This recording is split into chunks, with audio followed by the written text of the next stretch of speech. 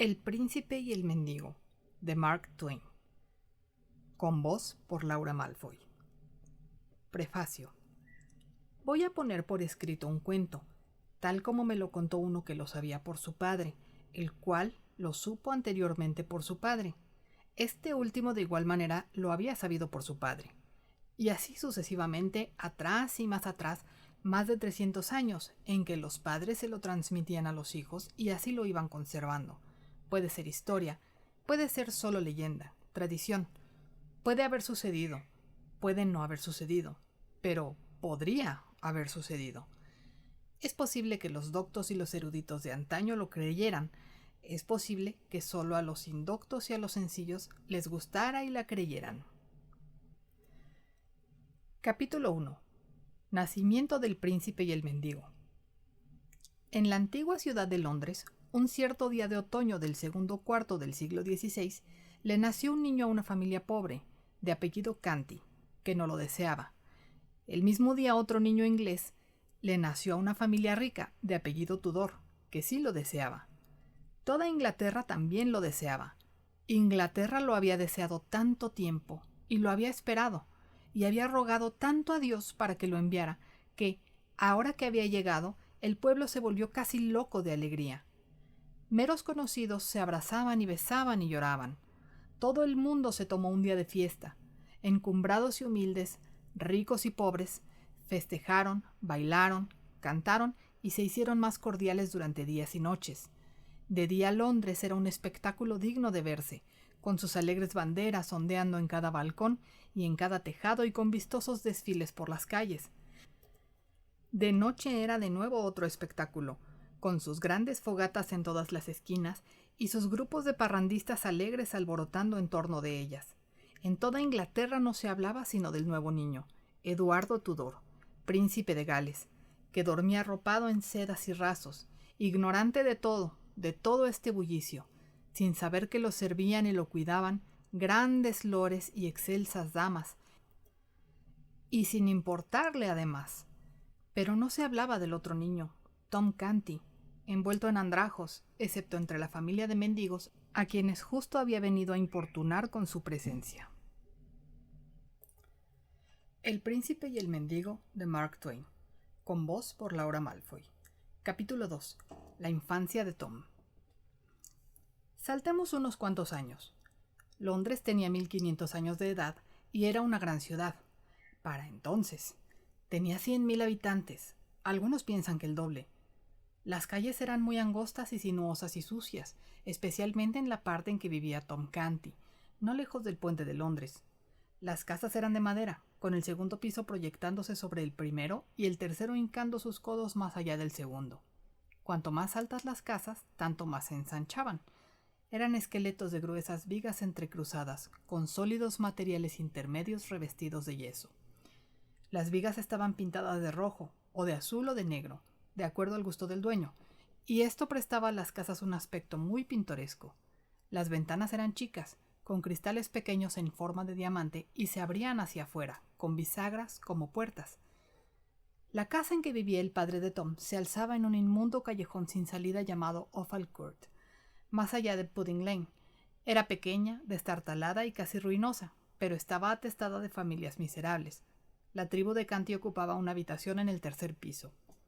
El padre y la madre tenían una especie de cama en un rincón, pero Tom, su abuela y sus dos hermanas, Beth y Nan, eran libres. Tenían todo el suelo para ellos y podían dormir donde quisieran. Había restos de una o dos mantas y algunos haces de paja vieja y sucia que no se podían llamar con propiedad camas, pues no estaban acomodados, y a puntapiés se les mandaba formar un gran montón en la mañana y de ese modo se hacían apartijos para el uso nocturno. Beth y Nan, gemelas, tenían 15 años. Eran niñas de buen corazón, sucias, harapientas y de profunda ignorancia. Su madre era como ellas, mas el padre y la abuela eran un par de demonios. Se emborrachaban siempre que podían, luego se peleaban entre sí o con cualquiera que se les pusiera delante, maldecían y juraban siempre, ebrios o sobrios. John Canty era ladrón, y su madre pordiosera. Hicieron pordioseros a los niños, mas no lograron hacerlos ladrones. Entre la desgraciada ralea, pero sin formar parte de ella que habitaba la casa, había un buen sacerdote viejo, a quien el rey había deudo sin casa ni hogar, con solo una pensión de unas cuantas monedas de cobre, que acostumbraba llamar a los niños y enseñarles secretamente el buen camino. El padre Andrés también enseñó a Tom un poco de latín y a leer y escribir, y habría hecho otro tanto con las niñas, pero éstas temían las burlas de sus amigas, que no habrían sufrido en ellas una educación tan especial. Todo Offal Court era una colmena igual que la casa de Canty. Las borracheras, las riñas y los alborotos eran lo normal cada noche, y casi toda la noche. Los descalabros eran tan comunes como el hambre en aquel lugar. Sin embargo, el pequeño Tom no era feliz. Lo pasaba bastante mal, pero no lo sabía. Le pasaba enteramente lo mismo que todos los muchachos de Offal Court, y por consiguiente suponía que aquella vida era la verdadera y cómoda. Cuando por las noches volvía a casa con las manos vacías, sabía que su padre lo maldeciría y golpearía primero, y que cuando él hubiera terminado, la detestable abuela lo haría de nuevo, mejorado, y que entrada la noche, su famélica madre se deslizaría furtivamente hasta él con cualquier miserable mendrugo de corteza que hubiera podido guardarle, quedándose ella misma con hambre, a despecho de que frecuentemente era sorprendida en aquella especie de traición y golpeada por su marido. No, la vida de Tom transcurría bastante bien, especialmente en verano. Mendigaba solo lo necesario para salvarse, pues las leyes contra la mendicidad eran estrictas y graves las penas, y reservaba buena parte de su tiempo para escuchar los encantadores viejos cuentos y leyendas del buen padre Andrés acerca de gigantes y hadas, enanos y genios, y castillos encantados y magníficos reyes y príncipes. Llenósele la cabeza de todas estas cosas maravillosas, y más de una noche, cuando yacía en la oscuridad sobre su mezquina y hedionda paja, cansado, hambriento y dolorido de una paliza, daba rienda suelta a la imaginación y pronto olvidaba sus penas y dolores, representándose deliciosamente la espléndida vida de un mimado príncipe en un palacio real. Con el tiempo, un deseo vino a cautivarlo día y noche. Ver a un príncipe de verdad, con sus propios ojos. Una vez le habló de ello a sus camaradas de Offal Court, pero se burlaron y escarnecieron tan despiadadamente que después de aquello guardó gustosamente para sí su sueño. A menudo leía los viejos libros del sacerdote y le hacía explicárselos y explayarse. Poco a poco, sus sueños y lecturas operaron ciertos cambios en él. Sus personas ensoñadas eran tan refinadas que él empezó a lamentar sus andrajos y su suciedad, y a desear ser limpio y mejor vestido. De todos modos siguió jugando en el lodo y divirtiéndose con ello, pero en vez de chapotear en el Támesis solo por diversión, empezó a encontrar un nuevo valor en él por el lavado y la limpieza que le procuraba. Tom encontraba siempre algún suceso en torno del Mayo de Cheapside y en las ferias, y de cuando en cuando él y el resto de Londres tenían oportunidad de presenciar una parada militar cuando algún famoso infortunado era llevado prisionero a la torre, por tierra o en bote. Un día de verano vio quemar en la pira de Smithfield a la pobre Anna Askew y a 3 hombres, y oyó a un exobispo predicarles un sermón que no le interesó. Sí, la vida de Tom era variada, y en conjunto bastante agradable. Poco a poco, las lecturas y los sueños de Tom sobre la vida principesca le produjeron un efecto tan fuerte que empezó a ser el príncipe, inconscientemente. Su discurso y sus modales se volvieron singularmente ceremoniosos y cortesanos, para gran admiración y diversión de sus íntimos. Pero la influencia de Tom entre aquellos muchachos empezó a crecer, ahora, de día en día, y con el tiempo vino a ser mirado por ellos con una especie de temor reverente, como a un ser superior. Parecía saber tanto, y sabía hacer y decir tantas cosas maravillosas, y además era tan profundo y tan sabio. Las observaciones de Tom y los actos de Tom eran reportados por los niños a sus mayores, y esos también empezaron a hablar de Tom Canty y a considerarlo como una criatura extraordinaria y de grandes dotes. Gente madura le llevaba sus dudas a Tom para que las solucionara, y a menudo quedaba pasmada ante el ingenio y la sabiduría de sus decisiones. De hecho, se tornó un verdadero héroe para todos cuantos le conocían, excepto para su propia familia. Esta, en realidad, no veía nada en él. Poco después, privadamente, Tom organizó una corte real. Él era el príncipe. Sus más cercanos camaradas eran guardas, chambelanes, escuderos, lores, damas de la corte y familia real. A diario el príncipe fingido era recibido con elaborados ceremoniales copiados por Tom de sus lecturas novelescas, A diario, los graves sucesos del imaginario reino se discutían en el Consejo Real, y a diario su fingida Alteza promulgaba decretos para sus imaginarios ejércitos, armadas y virreyes.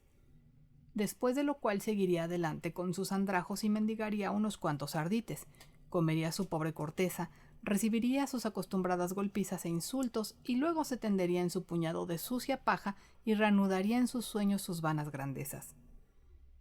Y aún su deseo de ver una sola vez a un príncipe de carne y hueso crecía en él día con día, semana con semana, hasta que por fin absorbió todos sus demás deseos y llegó a ser la pasión única de su vida. Cierto día de enero, en su habitual recorrido de pordiosero, viajaba desalentado por el sitio que rodea Mincing Lane y Little Eastcheap, hora tras hora, descalzo y con frío, mirando los escaparates de los figones y anhelando las formidables empanadas de cerdo y otros inventos letales allá exhibidos, porque, para él, todas aquellas eran golosinas dignas de ángeles. A juzgar por su olor, ya que nunca había tenido la buena suerte de comer alguna. Caía una fría llovizna, la atmósfera estaba sombría, era un día melancólico.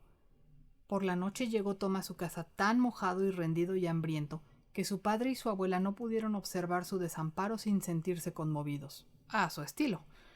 De ahí que le dieran una bofetada de una vez y lo mandaran a la cama. Largo rato le mantuvieron despierto el dolor y el hambre, y las blasfemias y golpes que continuaban en el edificio. Mas al fin sus pensamientos flotaron hacia lejanas tierras imaginarias y se durmió en compañía de enjollados y lustrosos príncipes que vivían en grandes palacios y tenían criados salameros ante ellos o volando para ejecutar sus órdenes. Luego, como de costumbre, soñó que él mismo era príncipe. Durante toda la noche las glorias de su regio estado brillaron sobre él. Se movía entre grandes señores y damas, en una atmósfera de luz, aspirando perfumes, escuchando deliciosa música y respondiendo a las reverentes cortesías de la resplandeciente muchedumbre que se separaba para abrirle paso, aquí con una sonrisa y allá con un movimiento de su principesca cabeza. Y cuando despertó por la mañana y contempló la miseria que le rodeaba, su sueño surtió su efecto habitual, había intensificado 1000 veces la sordidez de su ambiente, después vino la amargura, el dolor y las lágrimas. El príncipe y el mendigo, de Mark Twain, con voz por Laura Malfoy. Capítulo 3. Encuentro de Tom y el príncipe. Tom se levantó, hambriento, y hambriento vagó, pero con el pensamiento ocupado en las sombras esplendorosas de sus sueños nocturnos. Anduvo aquí y allá por la ciudad, casi sin saber a dónde iba o lo que sucedía a su alrededor. La gente lo atropellaba y algunos lo injuriaban, pero todo aquello era indiferente para el meditabundo muchacho. De pronto se encontró en Temple Bar, lo más lejos de su casa que había llegado nunca en aquella dirección. Detúvose a reflexionar un momento y enseguida volvió a sus imaginaciones y atravesó las murallas de Londres. El Strand había cesado de ser camino real en aquel entonces y se consideraba como calle, aunque de construcción desigual, pues si bien había una hilera bastante compacta de casas a un lado, al otro solo se veían unos cuantos edificios grandes desperdigados, palacios de ricos nobles con amplios y hermosos parques que se extendían hasta el río, parques que ahora están encajonados por horrendas fincas de ladrillo y piedra. Tom descubrió Charing Village y descansó ante la hermosa cruz construida allí por un afligido rey de antaño. Luego descendió por un camino hermoso y tranquilo, más allá del magnífico palacio del gran cardenal, hacia otro palacio mucho más grande y majestuoso, el de Westminster. Tom miraba azorado la gran mole de mampostería, las extensas salas, los amenazadores bastiones y torrecillas, la gran entrada de piedra con sus verjas doradas y su magnífico arreo de colosales leones de granito, y los otros signos y emblemas de la realeza inglesa. ¿Iba a satisfacer, al fin, el anhelo de su alma? Aquí estaba, en efecto, el palacio de un rey. ¿No podría ser que viera a un príncipe de carne y hueso, si lo quería el cielo? A cada lado de la dorada verja se levantaba una estatua viviente, es decir, un centinela erguido, imponente e inmóvil, cubierto de pies a cabeza con bruñida armadura de acero. A respetuosa distancia estaban muchos hombres del campo y de la ciudad, esperando cualquier destello de realeza que pudiera ofrecerse. magníficos carruajes, con principalísimas personas dentro, y no menos espléndidos lacayos fuera, llegaban y partían por otras soberbias puertas que daban paso al real recinto. El pobre pequeño Tom, cubierto de andrajos, se acercó con el corazón palpitante y mayores esperanzas empezaba a escurrirse lenta y cautamente por delante de los centinelas, cuando de pronto divisó, a través de las doradas verjas, un espectáculo que casi lo hizo gritar de alegría. Dentro se hallaba un apuesto muchacho, curtido y moreno por los ejercicios y juegos al aire libre, cuya ropa era toda de seda y raso, resplandeciente de joyas. Al cinto traía espada y daga ornadas de piedras preciosas, en los pies finos zapatos de tacones rojos y en la cabeza una airosa gorra carmesí con plumas sujetas por un cintillo grande y reluciente. Cerca estaban varios caballeros de elegantes trajes, seguramente sus criados. ¡Oh! Era un príncipe, un príncipe, un príncipe de verdad, un príncipe viviente, sin sombra de duda. Al fin había respondido el cielo a las preces del corazón del niño mendigo. El aliento se le aceleraba y entrecortaba de entusiasmo y se le agrandaban los ojos de pasmo y deleite. Todo en su mente abrió paso al instante a un deseo, el de acercarse al príncipe y echarle una mirada larga y devoradora. Antes de darse cuenta ya estaba con la cara pegada a las barras de la verja. Al momento, uno de los soldados lo arrancó violentamente de ahí y lo mandó dando vueltas contra la muchedumbre de campesinos boquiabiertos y de londinenses ociosas. El soldado dijo: «Cuidado con los modales, tú, pordioserillo». La multitud se burló y rompió en carcajadas. Mas el joven príncipe saltó hacia la verja con el rostro encendido, sus ojos fulgurando de indignación, y exclamó: «¿Cómo osas tratar así a un pobre chico? ¿Cómo osas tratar así aún al más humilde vasallo del rey mi padre? Abre las verjas y déjale entrar». Deberíais de haber visto entonces a aquella veleidosa muchedumbre arrancarse el sombrero de la cabeza. La deberías de haber oído aplaudir y gritar: «¡Viva el príncipe de Gales!». Los soldados presentaron armas con sus alabardas, abrieron las verjas y volvieron a presentar armas cuando el pequeño príncipe de la pobreza entró con sus andrajos ondulando, a estrechar la mano del príncipe de la abundancia ilimitada. Eduardo Tudor dijo: «Parécesete cansado y hambriento. Te han tratado injustamente. Ven conmigo». Media docena de circunstantes se abalanzaron a no sé qué, sin duda a interferir. Mas fueron apartados mediante regio ademán, y se quedaron clavados inmóviles donde estaban, como otras tantas estatuas. Eduardo se llevó a Tom a una rica estancia en el palacio que llamaba su gabinete. A su mandato trajeron una colación como Tom no había encontrado jamás, salvo en los libros. El príncipe, con delicadeza y maneras principescas, despidió a los criados para que su humilde huésped no se sintiera cohibido con su presencia criticona. Luego se sentó cerca de Tom a hacer preguntas mientras aquél comía. «¿Cuál es tu nombre, muchacho?» «Tom Canty, para serviros, señor». «Raro es. ¿Dónde vives?» «En la ciudad, señor. Para servirte. En Offal Court, más allá de Pudding Lane». «En Offal Court. Raro es también este otro». «¿Tienes padres?» «Padres tengo, señor, y una abuela, además, a la que quiero poco. Dios me perdone si es ofensa decirlo. También hermanas gemelas, Nan y Beth. De manera que tu abuela no es muy bondadosa contigo, ni con nadie, para que sea servida vuestra merced. Tiene un corazón perverso y maquina siempre la maldad. ¿Te maltrata? Hay veces que detiene la mano, estando dormida o vencida por la bebida, pero en cuanto tiene claro el juicio me lo compensa con buenas palizas». Una fiera mirada asomó a los ojos del principito y exclamó: «¿Cómo? ¿Palizas?» «Por cierto que sí, si le place, señor». «Palizas. Y tú tan frágil y pequeño. Escucha, al caer la noche, tu abuela entrará a la torre. El rey, mi padre... En verdad, señor, olvida su baja condición.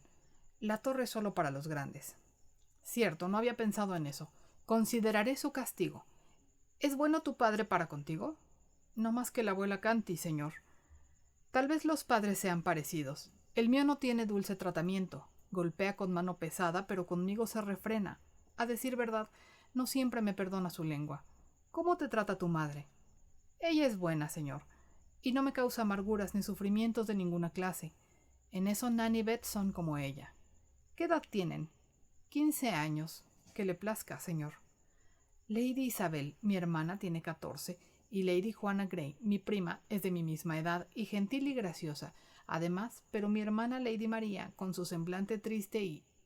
Oye, ¿prohíben tus hermanas a sus criadas que sonrían para que no destruya sus almas el pecado? ¿Ellas? Oh, ¿crees que ellas tienen criadas? El pequeño príncipe contempló al pequeño mendigo con gravedad un momento. Luego dijo: ¿Por qué no?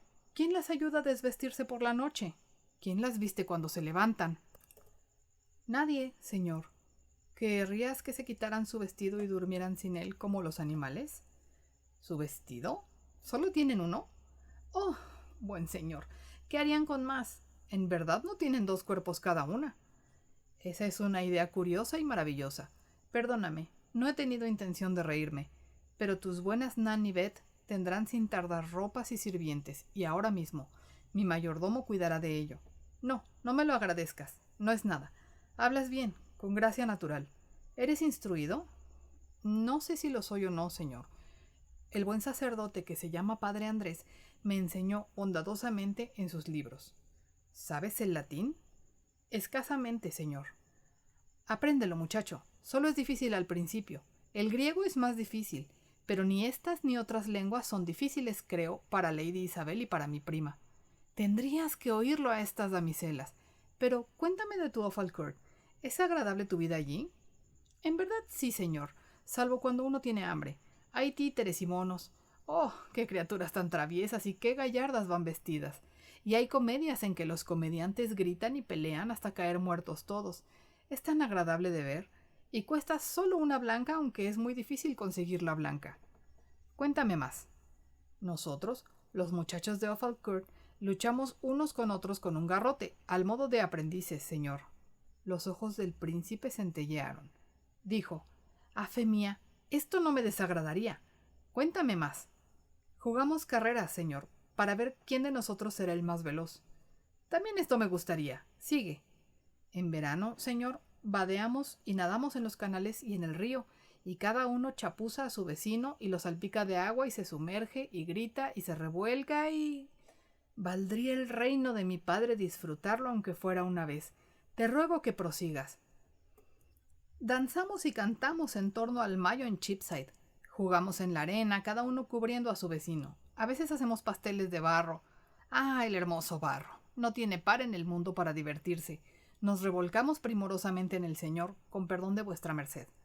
«Oh, te ruego que no digas más. Es maravilloso. Si pudiera vestir ropa como la tuya, desnudar mis pies y gozar en el barro una vez tan solo, sin nadie que me censure ni me lo prohíba, me parece que renunciaría a la corona.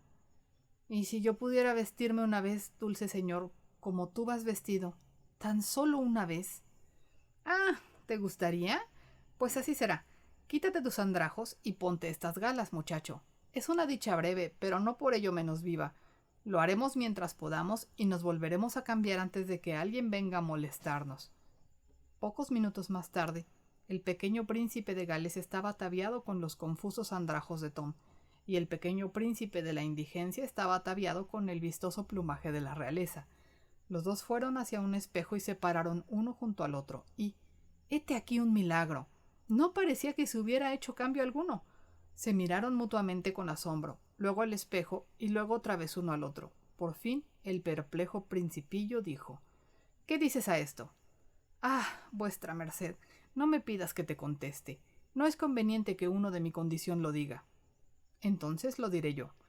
Tienes el mismo pelo, los mismos ojos, la misma voz y porte, la misma figura y estatura, el mismo rostro y continente que yo. Si saliéramos desnudos públicamente no habría nadie que pudiera decir quién eras tú y quién el príncipe de Gales. Y ahora que estoy vestido como tú estabas vestido, me parece que podría sentir casi lo que sentiste cuando ese brutal soldado... Espera, ¿no es un golpe lo que tienes en la mano?» «Sí, pero es cosa ligera. Y vuestra merced sabe muy bien que el pobre soldado...» «¡Silencio! Ha sido algo vergonzoso y cruel», exclamó el pequeño príncipe golpeando con su pie desnudo. «Si el rey... No des un paso hasta que yo vuelva. Es una orden».